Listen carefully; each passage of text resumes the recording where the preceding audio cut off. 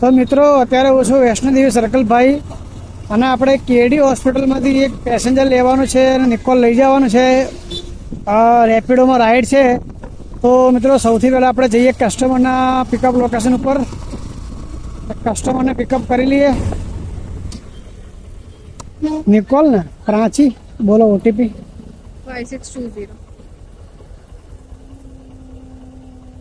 5620. બે જાઓ બે ગયા.